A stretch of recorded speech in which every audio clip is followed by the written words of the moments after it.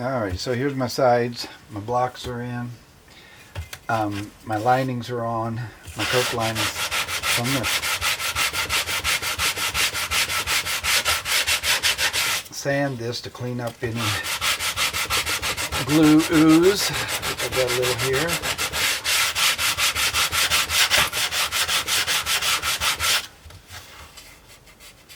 I want all that to feel nice and smooth right there where it gets glued together.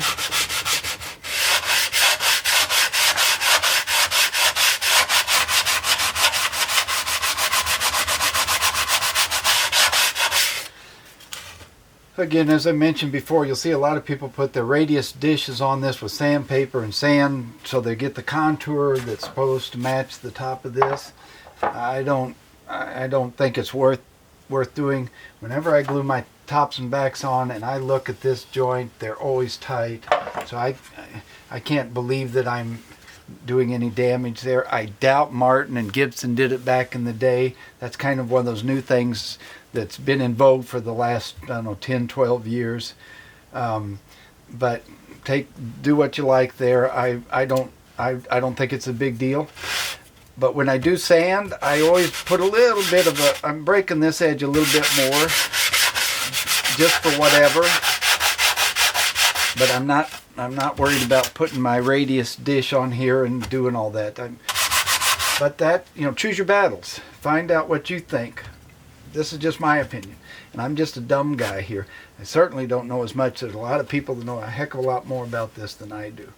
But this is one man's opinion of moonlight here. This is how I do it.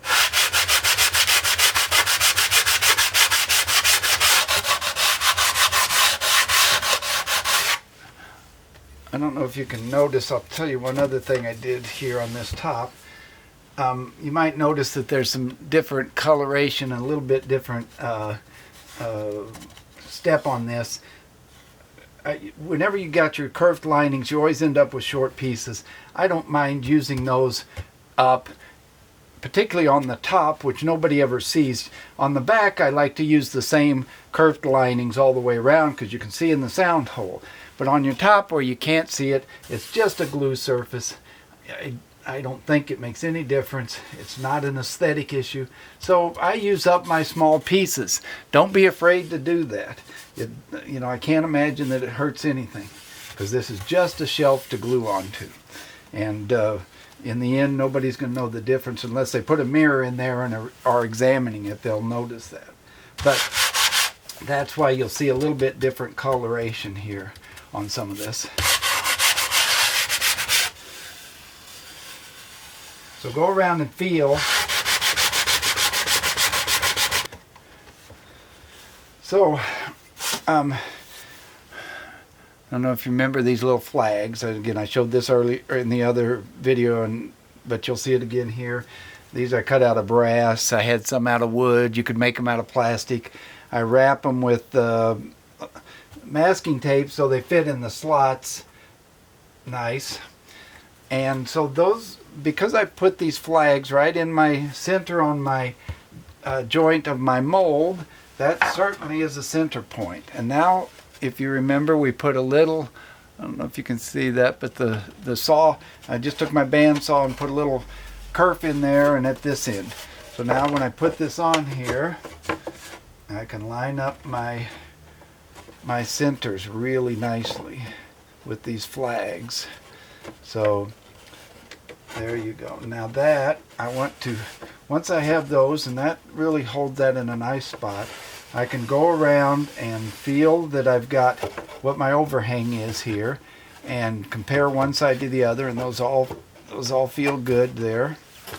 So I've got overhang all the way around, which is exactly what I want. And the distance here is good. So once I have that, I'm now going to mark where my braces come through. And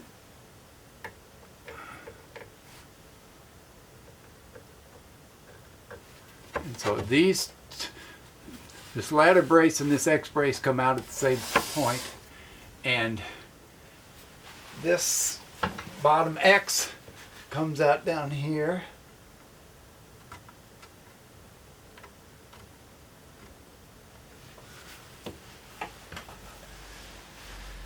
Now keeping those exactly where they are.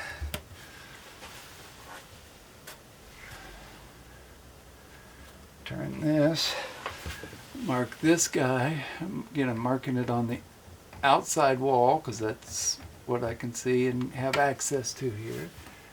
And these guys then are going to go here and about there. Okay, so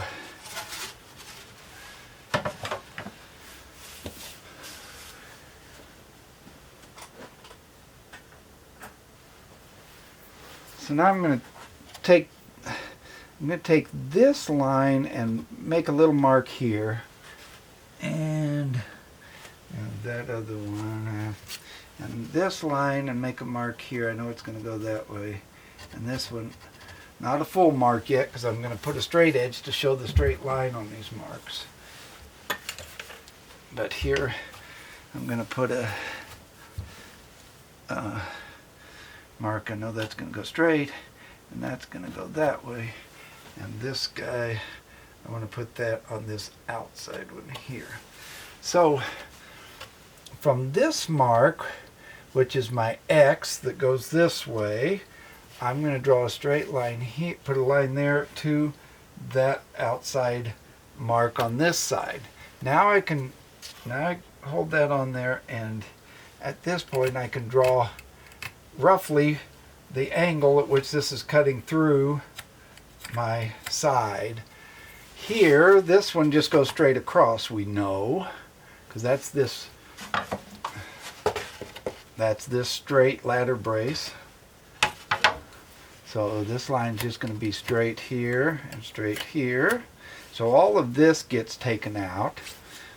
All that gets routed out to inlet those two braces that are right there together.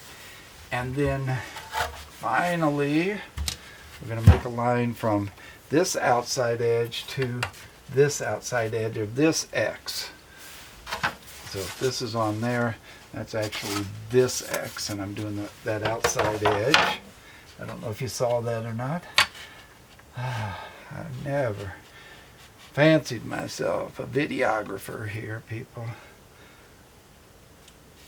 Okay, so this one now goes this way, and this guy. So there we go. So there's my cutout for those two braces and my cutout for these. Now, this other side of this is just going to be parallel to that line, so we know that goes there. This one goes here, obviously, like so, parallel. So there's all of our cutouts. So I take my Dremel tool, as we talked about before. I have this stick, and the mark, right at the mark, is where I want the depth of my cut here. And it's also what I'm going to work these ends of my braces down to this thickness. I'm going to put that on there and make sure they're the same thickness. Can you see that? And the depth of this cut's going to be that thickness. So those two things fit in there nicely and match. So there's a lot of ways you could saw these and take your chisel them out. Feel the tip of it. There we go. That's good. And now tighten these down. And I always tighten that, and I always make sure that I'm square here. I measure so that my router base isn't cattywampus. But so there's that. We've got our depth set. So here we go. I'm going to route these guys.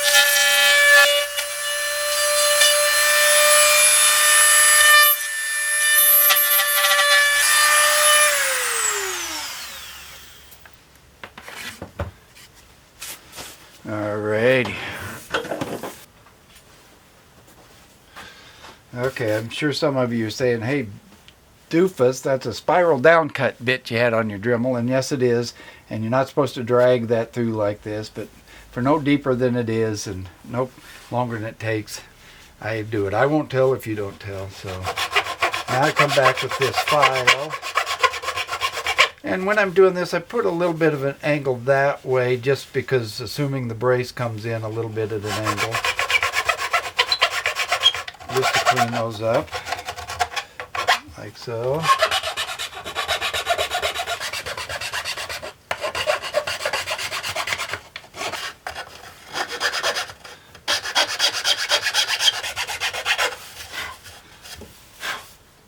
Okay, so let's take a first look at how we're, I guess either way would be fine. Take a first look at how we're sitting in here. Get my little flags lined up. Flags, there we go. Sounded good. Sounded like things were popping into place there. Okay, that's in place. That's where I want it. This side without letting that move. Good. And that's right where we want it. So those look good right there. I love these little flags. They really put me right back where I was supposed to be. So now what I have to do is thin these down to this same thickness here. And then everything should pop right into place, and all of my, I'll check that everything's clear of the sides, and then we'll glue her down. So let me set this out of the way.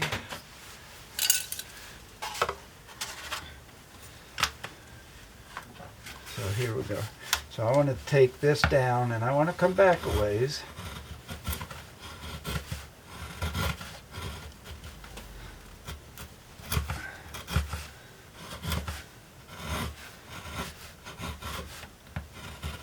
Because remember this, you have to remember that you've got overhang here. So my body doesn't even really start till about here. And so I want to make sure I'm back far enough to thin this down to go through the body and through those curved linings, and just without fighting me at all. So come back there ways. And I'll take that down just a bit more there, on those edges in the middle. And this has to come down like that.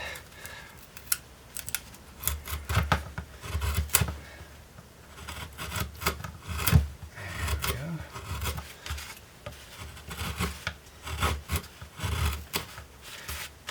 Again, this now comes across this way, so always bevel this side a little bit more just to get it out of the way of the linings. But I'm going to take that down. So there we go. That's pretty close. Again, I want to bevel this side just a little.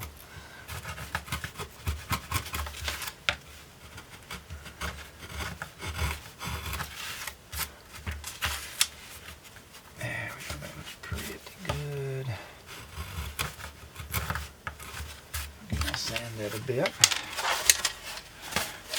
through this side. I might take this to my bandsaw and take a little of that off there.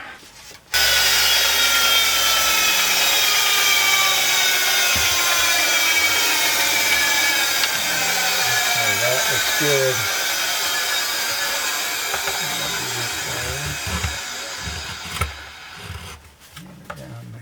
That should work right there. A little bit more there. And the rest of that's going to get cut off ultimately. Now, do these two guys. And come back a ways here.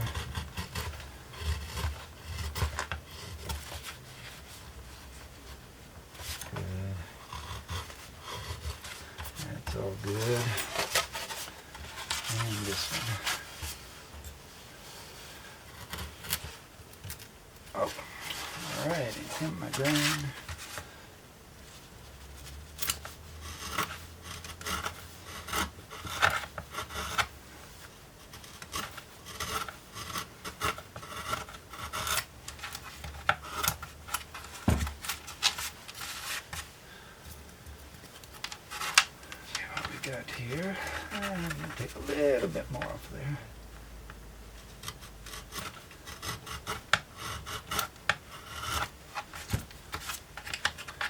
If we were in a factory, this would all be done on machinery perfectly, but we're not a factory.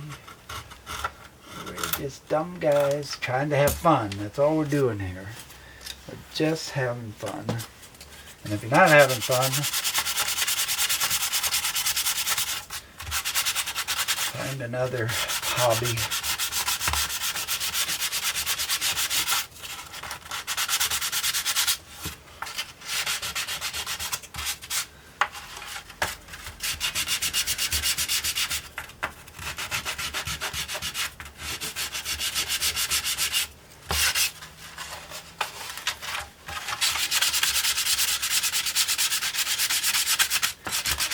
Not having fun, think about bird watching, think about model trains, I don't know, crochet,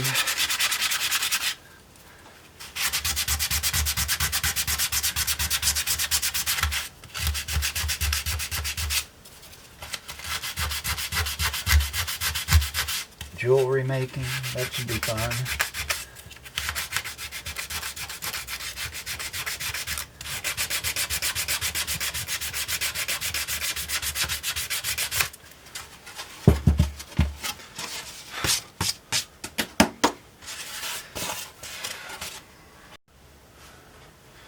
Okay, kids, here we go. This is it. Line up my flags here and see if that drops in. And now I'm going to look. I want to look underneath all of this and push down and make sure it's tight. And it is. It looks great.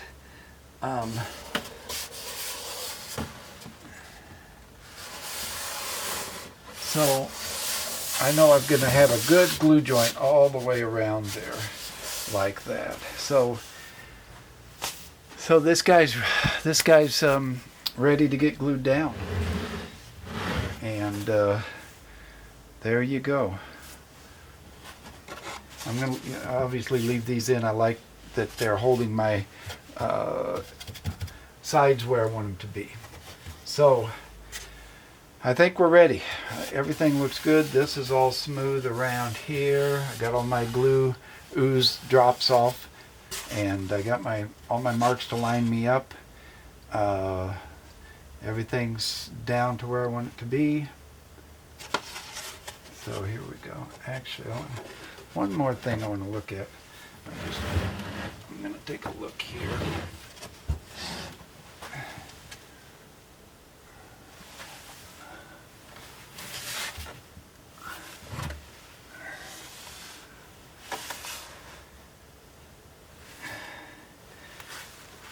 Actually, I'm going to take those. I don't know if you can see it, but these guys are not hitting my linings, but all these finger joints are just ticking it. So I'm gonna mark those and make sure that they're down to just 0, and then we'll glue her down.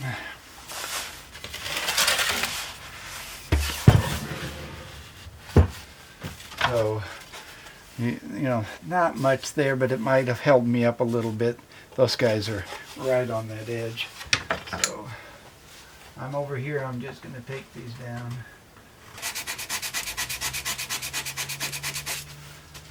Alrighty. There we go. We're ready to put some glue and our cam clamps on it. There's a lot of ways you can glue these tops on.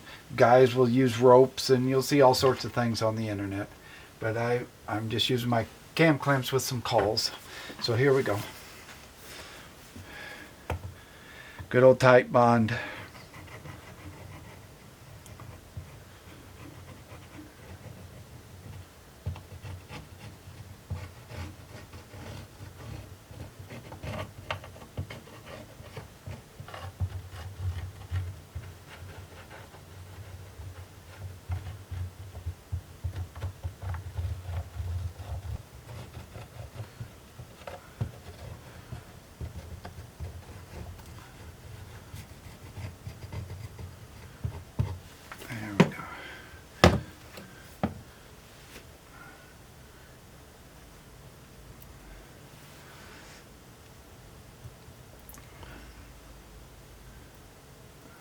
Now your first top or back that you put on, you have the advantage of being able to clean up your glue ooze from the other side because you don't have the other side glued on yet.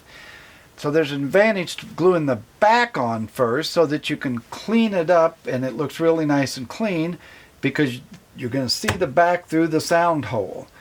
But I like to put these tops on first so that I can add this piece which we talked about. And that's why I'm doing my top first. So I don't have a dog in this fight. I don't care which you glue first. Again, if you glue your back on, you can clean up the glue ooze and it might look cleaner. But if you do your top first, like I'm doing to add a brace like I'm showing you, when you go to glue your back on, don't overdo the glue. You don't want a lot of squeeze out because you can't get in the sound hole to clean that up. So that's some of the pros and cons to which to do first, the top or the back. So here we go.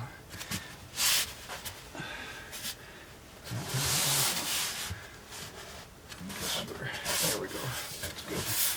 So let's get four corners going here first.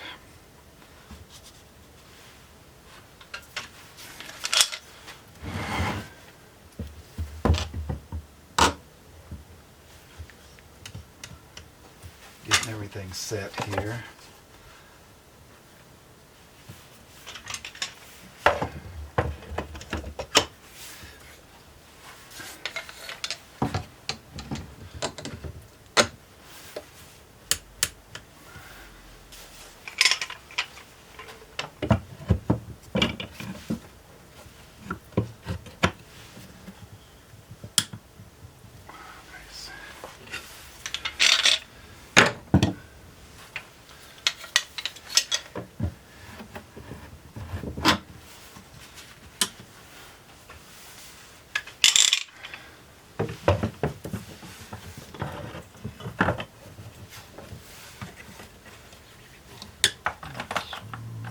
Block here. It's going to go right on the map.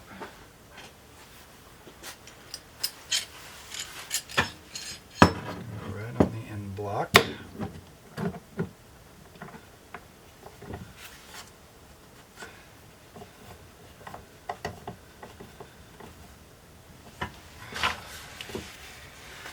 Oh, that's all perfect. And we'll do one up here. There we go.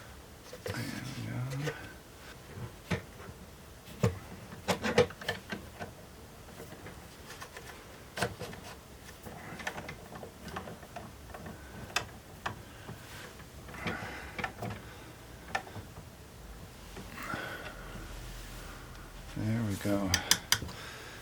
Boy, everything's down nice and tight. I think I don't need any more clamps. This all fit great. There you go. I think we're good on that. So I'll let that sit overnight, and tomorrow we will talk about getting the back on it maybe. Okay kids, so let's do it this way. Here's that piece that I had you cut out before. And then here's how it works. It's just going to go right into here, like so. Fits really nicely right around your block and up into these edges. And then that's going to add a lot of strength here and here when in time that wants to push, which it does. Alrighty, so that's where it goes. Now I'm going to use my go bars to glue it.